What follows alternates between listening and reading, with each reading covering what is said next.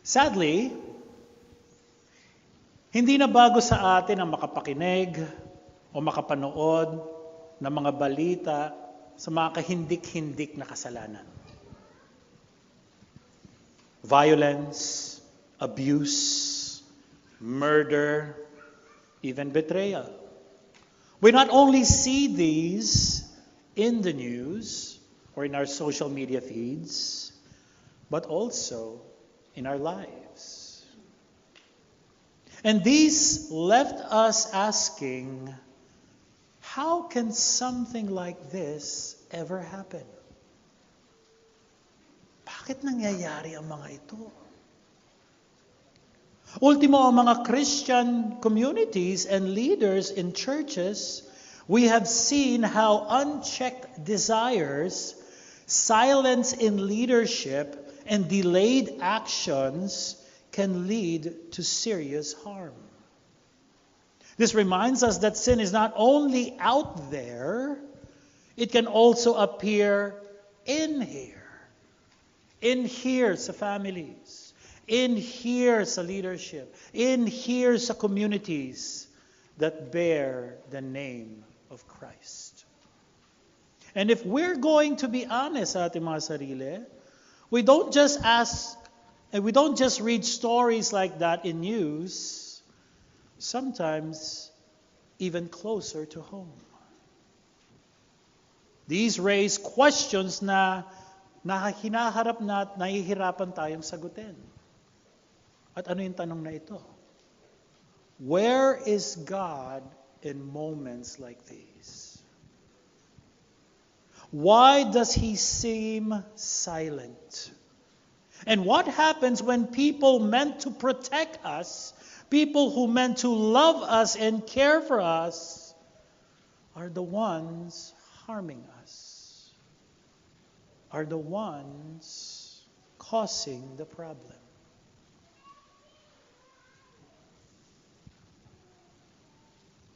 These are not new questions.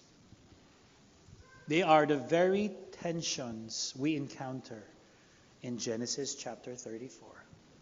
Please open or turn your Bibles to Genesis chapter 34 kung hindi nyo pa ako nabubuksan. Genesis 34 is a passage where God is not explicitly mentioned in a context na kung saan talamak ang kasalanan. Although He was not explicitly mentioned, He is very present sa situation na to. Tayo po ay nagpapatuloy sa ating sermon series in the book of Genesis, the God of Isaac and Jacob, and this will be the last time na aaralin po natin ito for this year. I was hoping na maigapan ko pa yung remaining two chapters para mawakasan mismo yung series ng kay Jacob, ni Isaac at ng kay Jacob. Kasi next year, sisimula na po natin yung story ni Joseph. And I think familiar na kayo kay Joseph starting January. Yung Joseph the Dreamer, yun po. Yun ang magiging series natin. And after that, hanggang chapter 50, wakas na tayo sa Genesis. Hooray! Pero nawa hindi magwakas to, mga katuruan na ito sa ating puso. Last week nakita natin that God's work of grace sa life ni Jacob. We have seen that his faith was at its peak nung nasa pinyal siya. He wrestled with God and man and prevailed, sabi ron. God gave him a new name, a new identity, a new walk. A walk as a sign that he is trusting the Lord in his weakness. Finally, natutunan ni Jacob that weakness is the way so that God gets the glory. He also had a sweet reconciliation sa kanyang kapatid. Everything was going well. Everything was great. Nakita din natin last week, however, na towards the end, he once again deceived his brother. Umira na naman ang pagka-Jacob niya. Instead of going directly to Bethel, bukod sa nilinlang niya ulit ang kapatid niya, imbis na dumiretso siya sa Bethel, he made a stop sa Succoth and then proceeded to Shechem. Jacob's partial obedience, as we have heard last week, is really disobedience. He compromised and as a result, he will be facing, sa passage na to, grave consequences. That's why my prayer para sa ating ngayong umaga is that we would see the seriousness and destructive reach of human sin in this broken, fallen world. And that we would confront retaliation as an inadequate responses to evil. And to renew our trust in God's unseen but faithful covenant purposes, ultimately pointing them to Christ, the only true source of justice, healing, and redemption. Ang main idea or main argument natin in this passage is this. Despite human sin, God faithfully fulfills His promises. Despite of human sin, God faithfully fulfills His promises. Despite of sin, God is faithful to His people. Divided this passage into three headings. Number 1, defilement, verses 1 to 4. Defilement. Number 2, deception. Deception, verses 5 hanggang 24. And number 3, death. Death, verses 25 to 31. Defilement, deception, and death. Consequences of disobedience. Una, magbubukas ang passage natin sa isang violation na magbubunga ng disorder, brokenness sa loob at labas ng pamilya ni Jacob. Pangalawa, mapapansin natin na sa kalagitnaan ng deceptive and manipulative negotiations ng mga anak ni Jacob, siya'y nanatiling tahimik. And lastly, mapapansin din natin na mas lumalalim ang kasalanan nung sinalakay, pinaslang lahat ang mga kalalakihan ng mga anak ni Jacob and plundered the city. This is a dark passage. Let's jump right in. Number 1, defilement. Basahin po natin to sa English Standard Version. Look at your Bibles. 34 verses 1 hanggang 4. Now Dinah, the daughter of Leah, whom she had borne to Jacob, went out to see the women of the land. And when Shechem, the son of Hamor, the Hivite, the prince of the land, saw her, he seized her and lay with her and humiliated her. And his soul was drawn to Dinah, the daughter of Jacob. He loved the young woman and spoke tenderly to her. So Shechem spoke to his father Hamor, saying, "Get me this girl for my wife." Now, nagbukas ang chapter na ito sa anak na babae ni Jacob kay Leah, who went out to see the women of the land. Now, at first glance, mukha naman normal na lumabas ng bahay si Dinah para makipag-socialize sa mga kababaihan mismo sa land na yon, sa Shechem. Ngunit sa ancient Near East, ang single women of marrying age ay kadalasan ay accompanied either by her brothers or ng kanyang mga servants. Actually, napapansin pa rin natin yan sa panahon natin ngayon kapag naglalakad ka sa mall. Kapag nakita natin yung mga kaibigan natin, mga Arab Muslims, lahat sila magkakasama. Hindi lang isang babae, kung hindi kasama ibang mga kapatid, kundi yung tatay, may mga kasama silang iba. So, hindi kadalasan nag-iisa. So this could possibly mean that Dinah left their community without Leah's knowledge. Tumakas. Kung naalala ninyo ang sermon series natin sa Book of Ruth, I think that was way back in 2019. You can look at yung website natin and check the Book of Ruth. Sinabi ni Boaz, similar situation, sinabi ni Boaz kay Ruth sa chapter 2 na to keep close sa mga female and male servants niya. Kasi kung hindi niya magagaranti ang safety niya. So dapat magkakasama. Dito sa passage natin, mag-isa lang si Dinah. She left home without her mother or brother's permission. Maaring patakas, secretly habang hindi busy-busy yung mga tao. At dahil sa masasabi natin kapasawayang ito, nagbunga ito ng malaking problema. Just a side application to our young people who are here this morning. Young people, listen. Secrecy often increases vulnerability. When you hide where you go, when you hide who you are with, when you hide what you're doing, you remove the very safeguards God has placed in your lives. Independence without wisdom can expose you to real danger.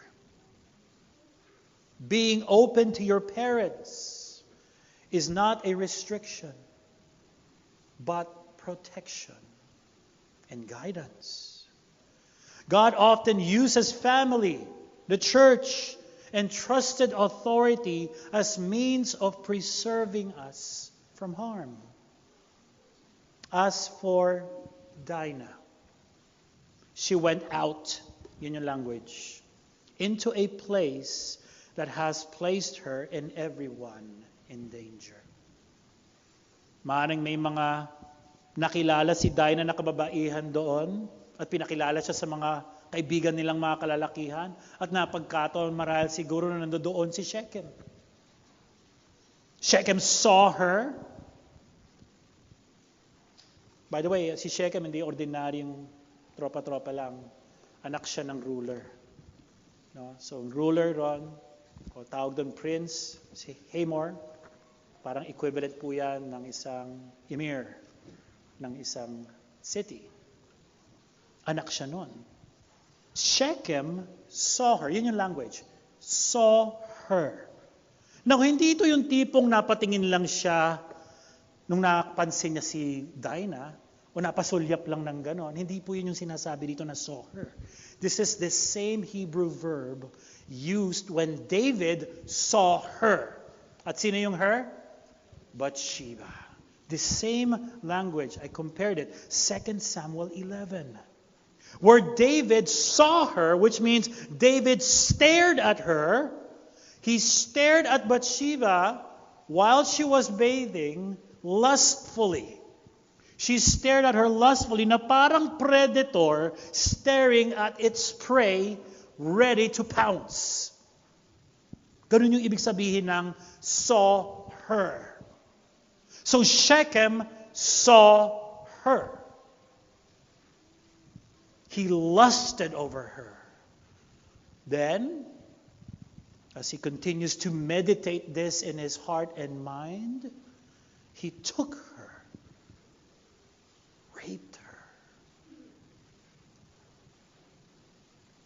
Pansin niyo ba ang pattern dito? Tatlong sunod-sunod na verb ang ginamit. Nagsimula sa sinful sight, nag-ugat sa sinful desires, at nagbunga sa sinful actions. He saw and took. He saw and took. Hindi bago ito sa storya ng Genesis if we would look back and forward from this story. Sa Genesis chapter 3, before Adam and Eve fell into sin, Eve first started to lustfully look at the fruit. Sabi ho sa chapter 3, verse 3, when the woman saw that the tree was good for food, she took. She saw, she took. Pagdating naman sa Genesis chapter 6, sabi doon, when the sons of God saw the daughters of man were attractive, they took. Saw, they took as their wives any way they choose. In short, ni-rape nila. Saw and took. Shechem saw and took. Shechem's lustful gaze led to a horrific act that ultimately brought his destruction and everyone he cared about. Friends, what have you been looking at lately that is shaping your desires right now? Anong madalas mong tinitignan kapag ikaw na mag-isa? Sa cellphone? Habang nasa CR? Or somewhere private? Sa tablet? O kahit sa mismong imagination mo? Na alam mo sa sarili mo na hindi ka dapat na nandoon sa site na yon. Na dapat alam mo na hindi mo iniisip dapat yon. Na kung saan alam mo rin na hindi nakakalugod sa harap ng Diyos. If someone could see your screen history sa cellphone mo, or your private thoughts, itong mga nakaraan na araw, at sabihin natin itong mga nakaraan na oras, what would they say is shaping your heart?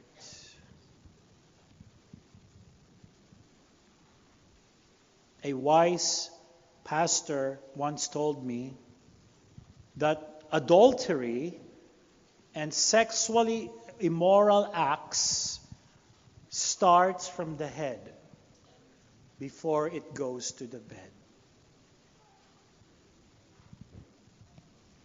Friend, sin promises satisfaction but produces destruction. Overpromises and it produces destruction. Di lamang sa buhay mo, pati na din ang tao na minamahal mo. Shechem didn't restrain himself. He saw, he took, he violated. Desire, when left unchecked, moves quickly from internal craving to external harm. From lustful desire to defilement. Pastor, wala naman problema ron. Wala naman ako inaagrabyado eh. Ako lang naman to. In my private moments, wala ako nasasaktan. Mas okay nga yun kaysa gumawa ng kung ano-ano pa sa ibang tao. Maaaring hindi nagka-cause ng harm sa ngayon. Pero eventually it will. At ikaw ang unang-una masasaktan. Ang nangyari kay Dinah was dark. Hindi niya kasalanan yung nangyari sa kanya. What happened to her was wrong, unjust, it was evil. Friend, if you are here this morning at meron kang similar experience pareho ni Dinah, know that you do not need to keep it to yourself. Know that you do not need to keep this in the dark. You need someone who will walk with you. What happened to you is not your fault. Maybe you're here today and you're blaming yourself sa nangyaring yun. It's not your fault. It was evil inflicted to you. Talk to one of the elders, mamaya, or one of our mature members, both female or male. We would like to talk to you. So verse 3, after Shechem violated Dinah, nagkaroon siya bigla ng change of heart. Interestingly, nagkaroon siya ng change of heart. At ang sinabi dyan sa passage, he loved her and tried to win her affection by talking tenderly sa kanya.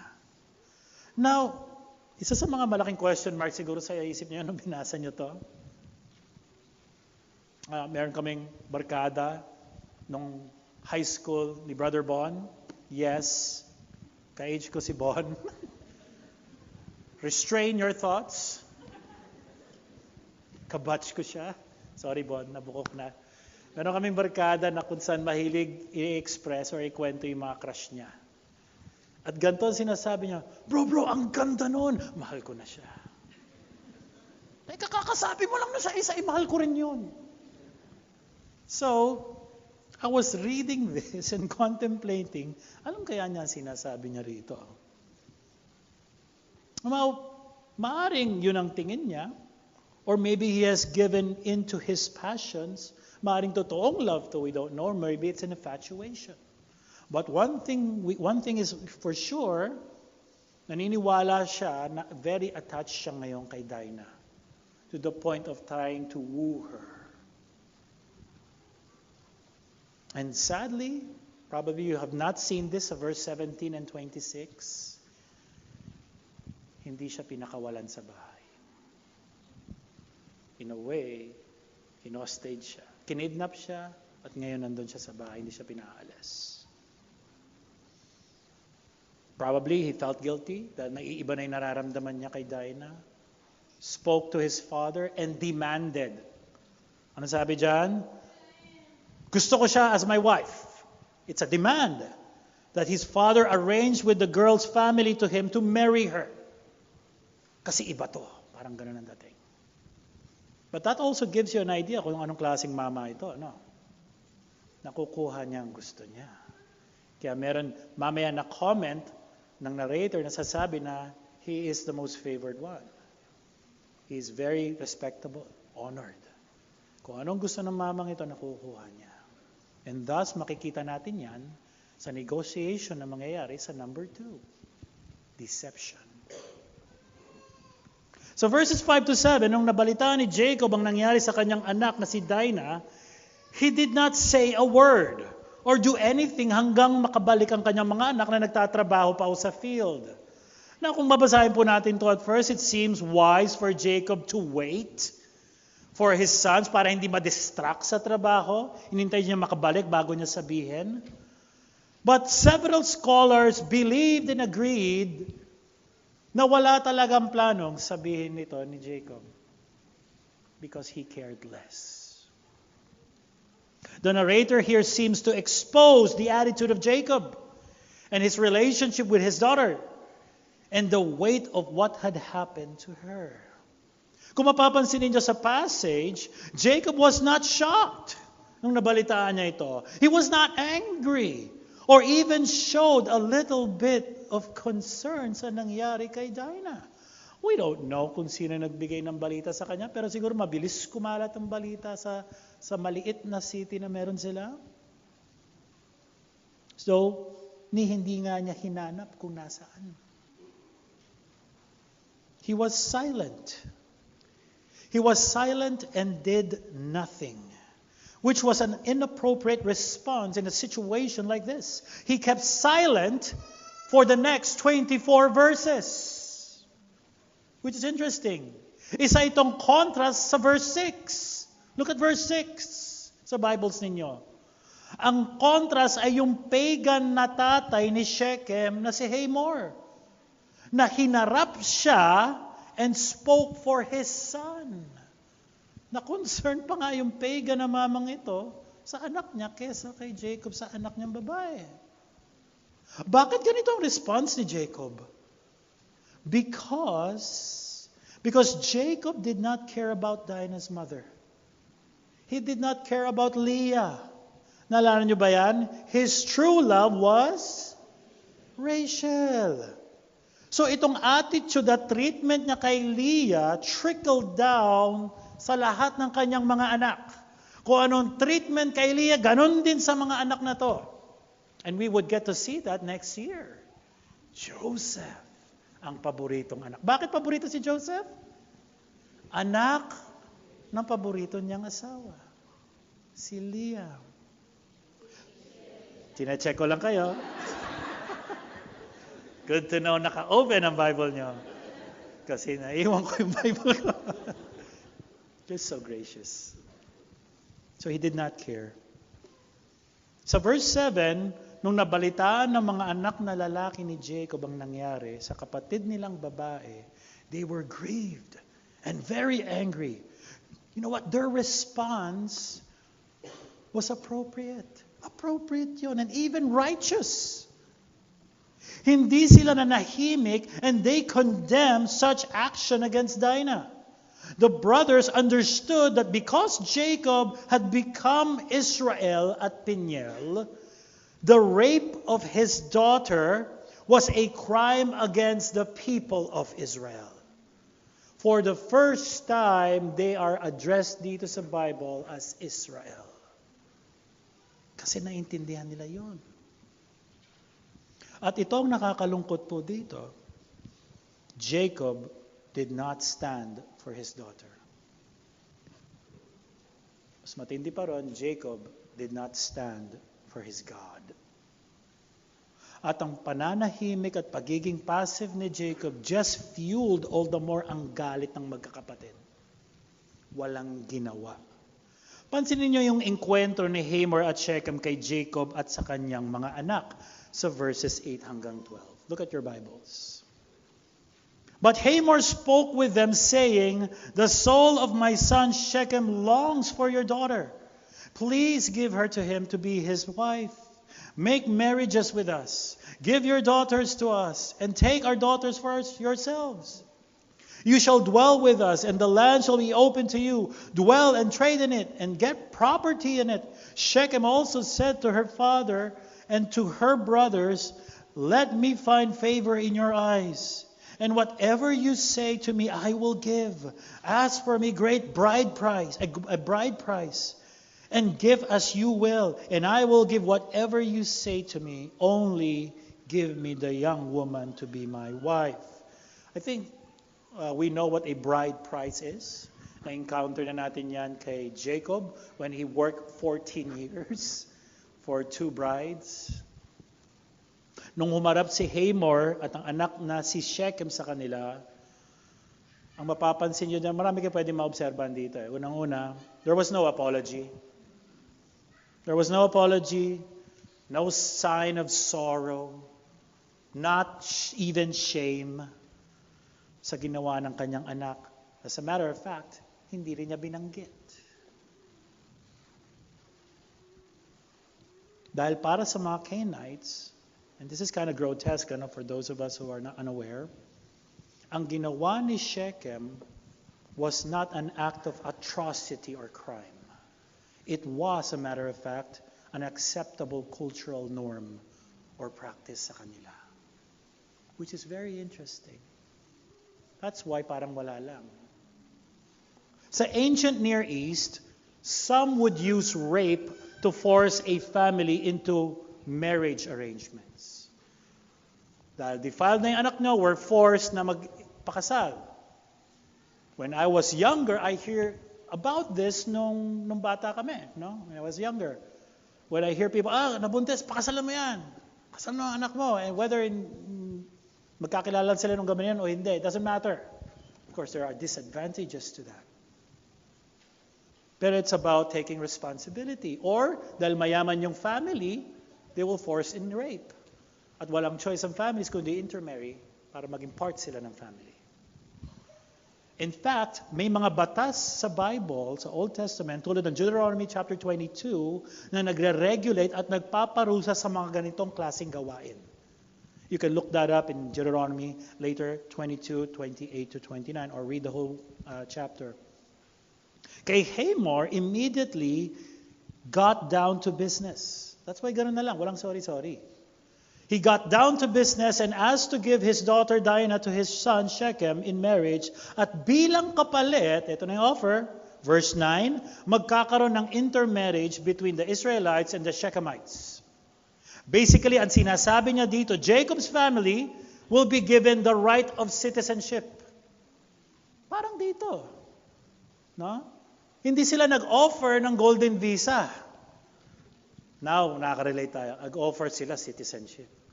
Sino ayaw maging citizen ng napakaganda at prosperous na bansa ng UAE?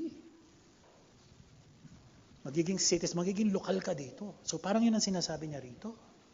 Basically, ang sinasabi niya rito, you will be a citizen, kayo mga pamilya nyo. Kumbaga rito is, ito mangyayari sa'yo, magkakaroon sila ng right to purchase any property they want, kahit saan, to trade to whom they want to trade, where they want, kung may tariffs man, tanggal lahat ng mga tariffs, kasi citizen na kayo. And wala na mga, border, makakapasok kayo in and out, wala na masyadong scrutiny mangyayari, citizen na kayo. Ang sinasabi niya dito, magiging economically beneficial ito para sa inyo kung tatanggapin ninyo yung treaty intermarriage na inaalok namin. So yun yung negotiations. So what's interesting dito, without him knowing it, without Hamor knowing it, he is basically offering everything God promised Jacob. People, land, blessings. Ang offer ni Hamor ay generous. Something that demands a longer conversation. Pero ito naman ang anak niyang si Shechem, being impatient, being a person na kukuha kagad ang gusto, sinundutan pa niya para mas makumpel na silang pumayag. No? Nag-offer siya ng kung ano man ang gusto ninyo, ibibigay ko. Di ba, Daddy? Parang ngayon gano'n pa. Siguro, dati, yun nga binigay ko, malaki na yun. Pero he's trying to entice them. Just maklose lang ang deal na ito. Now, we need to understand na ang proposal for intermarriage ay kung matutuloy ito, isang malaking compromise sa Israel. It's a big compromise. Kung naalala niyo sa Genesis 19, ang pamangkin ni Abraham na si Lot ay nagsettle sa side ng Sodom at nakipag-intermingle sa mga tao roon. Ano nangyari? He became corrupt. Ang ino-offer na proposal for intermarriage kay Jacob ay isang temptation to draw much closer to the people of the land and to be one with them. Yun yung language, to be one with them. Kung tatanggapin niya ito, it would be another compromise para kay Jacob. Pero honestly, hindi nga kumikibo si Jacob dito. Ang intermarriage with the Shechemites would risk Israel's covenant identity by pulling them into the Canaanite practices, compromising their distinct calling to be holy, set apart. In short, they will be corrupt. Nasa kanila ang line ng Messiah, corrupt. Yung worship nila, corrupt. Yung morals nila, corrupt. Brothers and sisters, may mahalagang principle tayo na dapat makuha po dito. When believers in Christ intermarry with non-believers, it will place them in a spiritual disaster. When believers in Christ intermarry with non-believers, malaking compromise po ito. A believer should not pursue a marriage with a non-believer. Because marriage shapes the direction of one's worship, values, and obedience to Christ. It will eventually create deep tension in the faith, family life, and discipleship. Kung ikaw ay magpapakasal or magpursue ng isang relationship na hindi mananampalataya. Instructions ni Paul sa 1 Corinthians chapter 7, to marry only in the Lord. Pastor, hindi ko pa naman pakakasalan, sinagot ko lang. Well, ang trajectory ng mga ganitong relationships is marriage. If you're trying to date someone for fun, baguhin po ninyo yun. You date someone kasi ang trajectory is marriage. You prepare for that. At you are dating someone na hindi mananampalataya, mapupunta ho tayo sa spiritual danger. Brothers and sisters, are you willing to compromise your walk with Christ for a relationship with a non-Christian? If you are in this kind of relationship right now, does your relationship now help you follow Jesus more faithfully? Or pull you away from Him? Are you praying for a spouse who loves Christ first, not just someone who will love you? I know sometimes there is pressure Wala nang time. Mga kasamahan ko, meron na. Lahat ng kabatch ko mismo nung high school, may mga apo na nga yung iba. Kaya ayaw ko umuwi sa Pilipinas sa mga reunion eh. Huwag ko tayo bumigay sa pressure po doon. In God's time. Trust in God's Word. Again, I always say this, if you're not satisfied with Christ while you're single, you will never be satisfied with anything when you're married. Sabi sa verses 13 to 14, Jacob's sons answer Shechem and Hamor deceitfully dahil sa kagustuhan nilang maghiganti sa kanilang kapatid. Now, kung mapapansin, look at verse 13 to 14. Kung mapapansin ninyo, sa buong chapter, there was no mention of God in the passage, as I said earlier. At tanging may kaugnayan lamang about God, or anything related to God, ay circumcision. Tama? Yun lang ang lumabas na isang sign ng Abrahamic covenant. Ang nakakalungkot po lang po dito, this was not used to demonstrate faithfulness to God, but instead became a tool of deception and vengeance. Nanggaling ito sa bakit nagsalita? Hindi nagsasalita yung tatay. Walang ginagawa ang tatay. Kami magsasalita rito. Kung ayaw mo tulungan ng kapatid, kami gagawa ng paraan dito. Pag-usapan natin ang circumcision. So parang yun ang nilabas nila. They have partially lied and used the key condition of the Abrahamic covenant na ang sinasabi, every male among you shall be circumcised. Makikita niya sa Genesis chapter 17. Kung si Hamor ay ginamit ang economic benefits ng intermarriage to close the deal and to entice them, ang mga anak ni Jacob naman ginamit ang religious condition ng circumcision, calling it, pag hindi nyo ginawa to, is a disgrace sa lahi namin. Kung hindi sila mapapa-circumcise, all of this is baliwala sa amin. Ginamit ng magkapatid na ito, yung circumcision, not out of trying to be faithful with the Lord, but trying to deceive. In short, Jacob's sons masterfully used this as if to communicate na hindi pera ang dahilan kung bakit hindi matutuloy ang kasalan. So in short, they're giving that pressure. It's clear, they made it clear sa verses 15 to 16, tingnan ninyo, na ito lang ang kondisyon na papayag sila sa intermarriage. Kung lahat ng kalalakihan sa city would be circumcised. You see that in verses 15 to 16? That's the condition. Hindi namin kailangan ng pera nyo, kailangan namin faithfulness. Parang they're masking it. This has somehow built up pressure kay Hamor and Shechem kasi ang ino-offer nila yaman. At ang deal para magsara ay kailangan lang magpatuloy. Sino may gusto noong time na yun marahil? Na inflicting yourself with pain. Kung hindi lang ikaw, buong city. Mga mama na nirerespeto kayo ng papagawa mo. Malamang napapaisip. Teka, yun ba ang kasunduan? Deal breaker ba to? Pag hindi natuloy, malamang oo. Malinaw na sinabi. Only para matuloy ito. Now, what's interesting ngayon sinabi nila sa verse 17? If they disagree, sila Shechem, pag nag-disagree sila sa ano. And you have to look at this. If you will not listen to us and be circumcised, then we will take our daughter and we will be gone. This somehow gives us a glimpse of the brothers' true feelings. Now, I was contemplating on this and trying to look at some sources, but it came to me na could it be na sinasadya ng mga magkapatid na ito na ilagay si Hamor at ang kanyang anak na si Shechem sa isang sitwasyon na tatanggihan nila?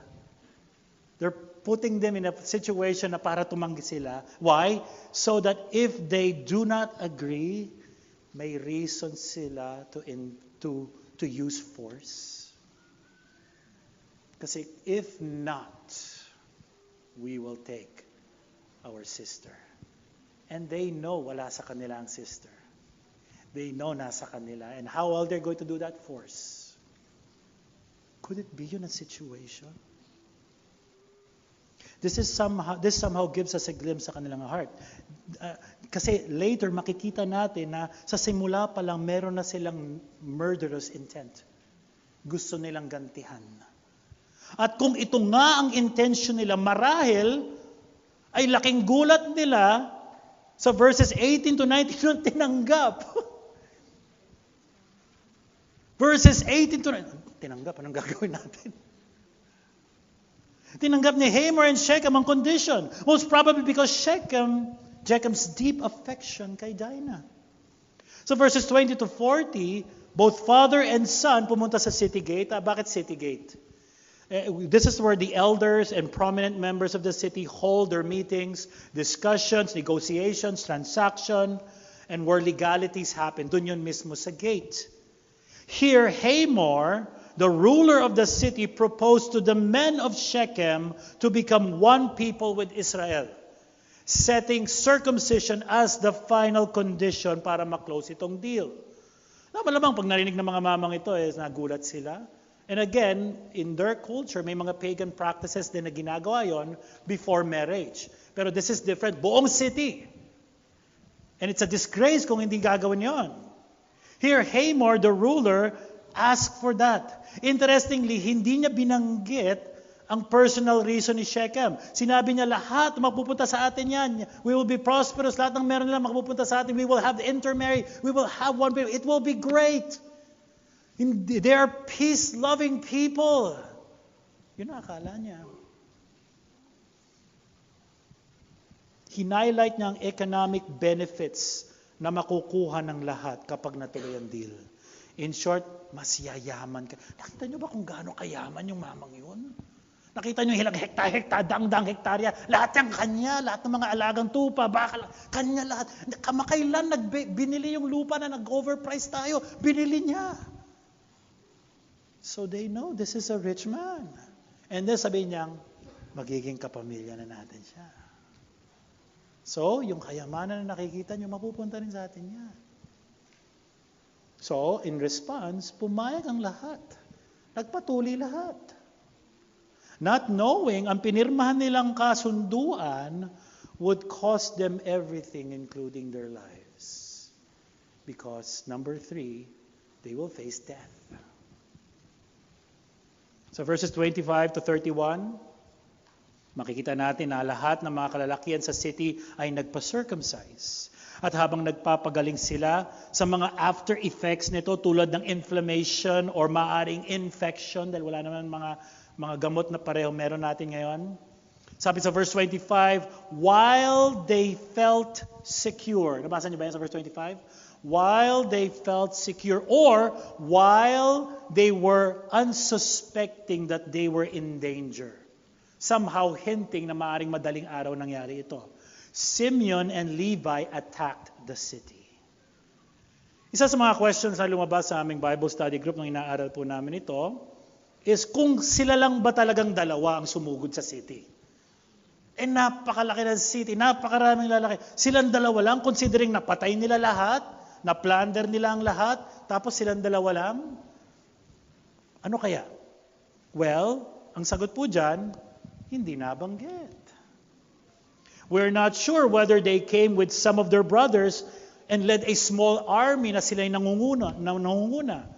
Or whether silang dalawa lang talaga and they went from house to house in the middle of the night habang tulog, silently killing every man.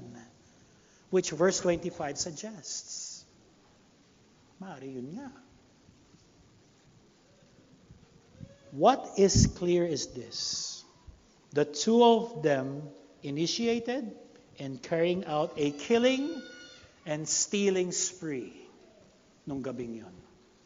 Verses 25 to 26, they have massacred all the men, including Hamor and Shechem, and rescued their sister Dinah. Verse 27, they plundered the whole city. Verse 28, they took the flocks and their herds, their donkeys, and whatever was in the city and in the field. Verse 29, they had taken all their valued possessions and their women and children.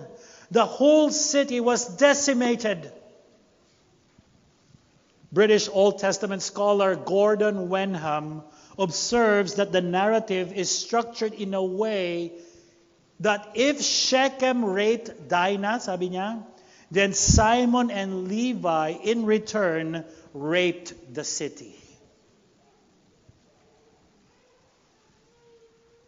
Mga kaibigan, ganito katotoo ang Bible. The Bible does not spare its readers of its awful truth. Gaya ng nabanggit kanina, hindi nagsalita si Jacob sa lahat ng pangyayari kay Dinah at deceitful negotiations ng kanyang mga anak. Isang beses lang nagsalita si Jacob dito. Isang beses lang. At dito mas nakita kung ano ang tunay na nilalaman ng puso niya. Kung ano ang tunay na spiritual na kondisyon ni Jacob dito. Verse 30. Then Jacob said to Simeon and Levi, "You have brought trouble on me by making me stink to the inhabitants of the land, the Canaanites and the Perizzites. My numbers are few. And if they gather themselves against me and attack me, I shall be destroyed, both I and my household." Jacob said nothing about Dinah being raped. He said nothing about compromising intermarriage. He said nothing about abusing the rites of circumcision. He said nothing about the breach of contract.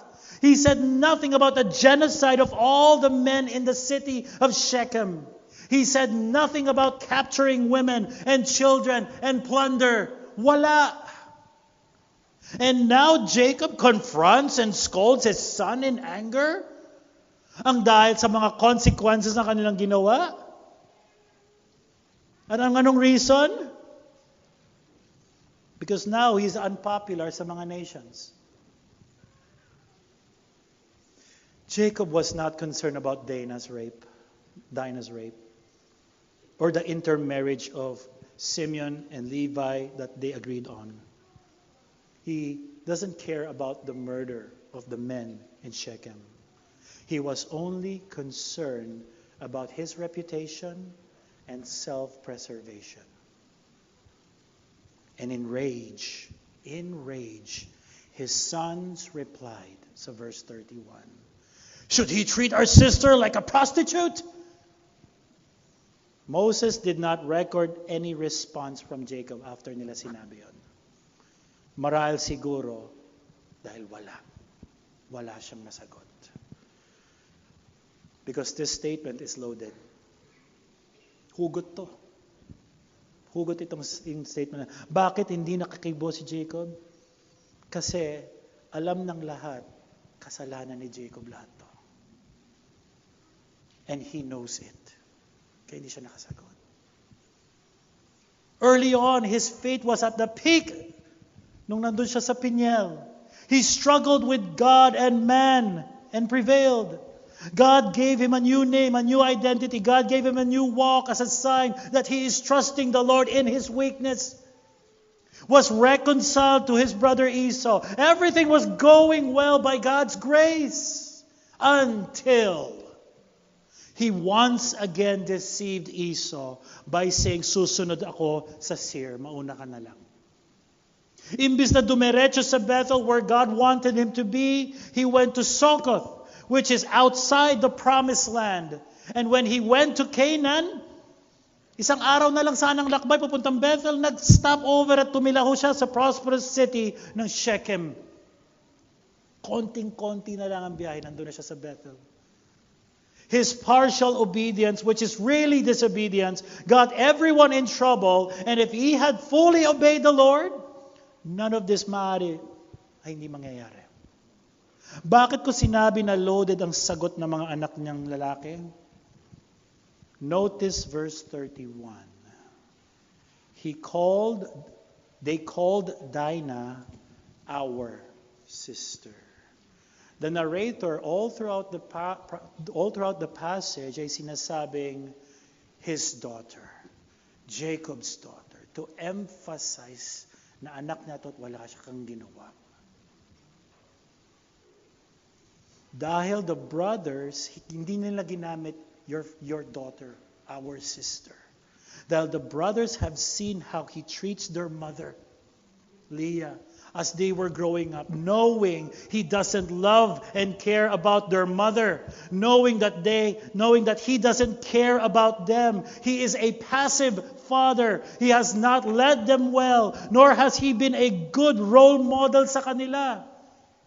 Nakikita nilang laging may favor ay mismo yung kay Joseph. Yun nga lang pinapila sa harapan mismo ni Iso. Inuna sila. Do you remember that from last week? Hindi sila ganun ka-priority. Kita nyo yung nag-iipon, naggalit. Yung kapatid namin, hindi mo talaga anak to, kapatid namin to. Tinanggalan na nila ng otoridad. Hindi na nila ginagalang si Jacob sa time na to. Nawala ang respeto nila kay Jacob. At makikita yan hanggang chapter 50. But there's redemption. We need to wait kasi God will redeem this family. Ganda ang storya na to. So they are saying in effect, maaaring hindi mo siya itinuring na anak, pero kapatid namin siya. Anak siya ng nanay namin. At hindi kami papayag na turingin siyang bayaran. Yun ang nangyayari yun sa negotiation. Parang nagbabayad ng prostitute. Magkano ba? Kulang ba yan?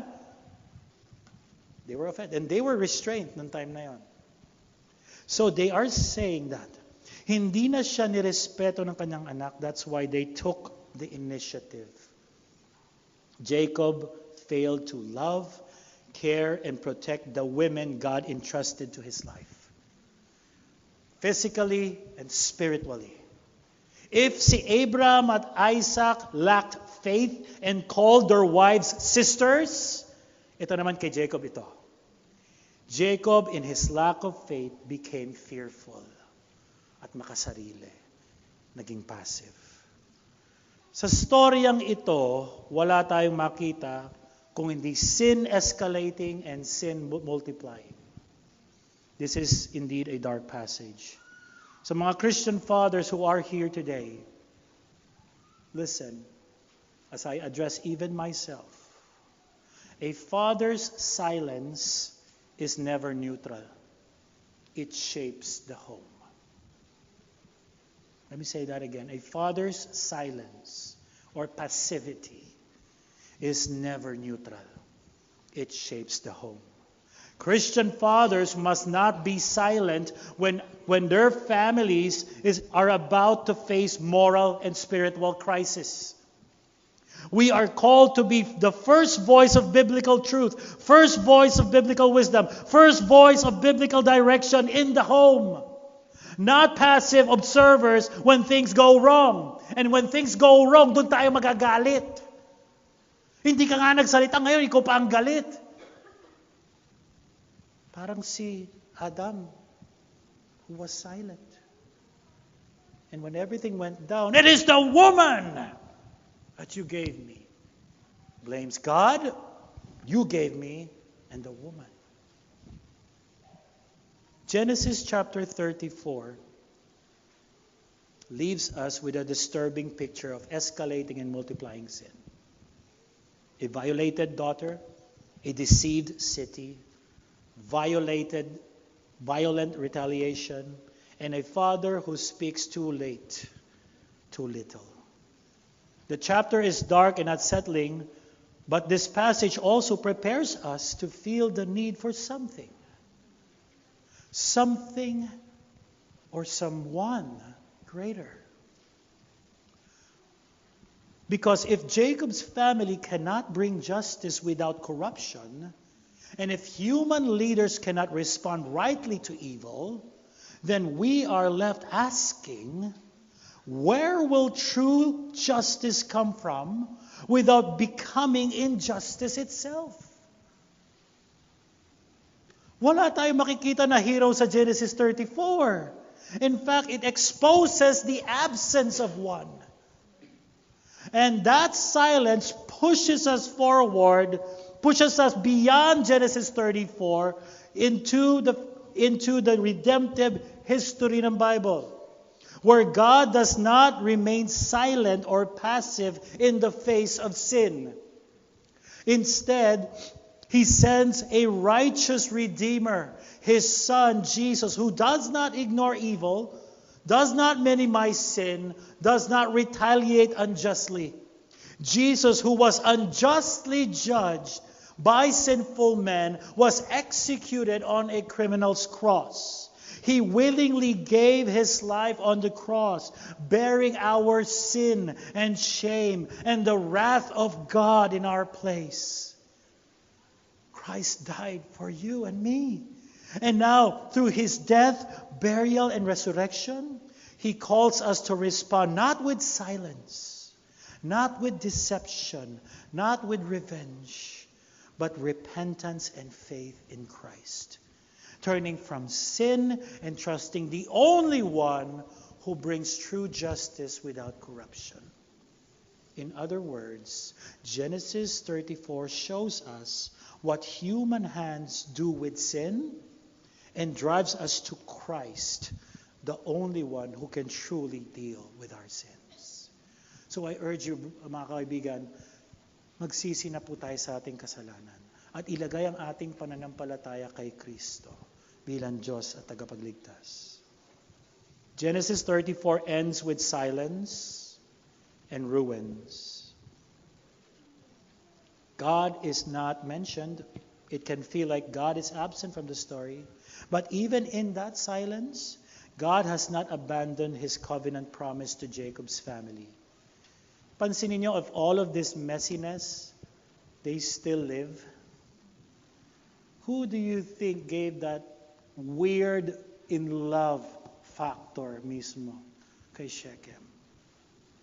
Paano kaya napapayag sa deal ang mag-ama at ang buong city na gawin ito? Who was the person protecting them?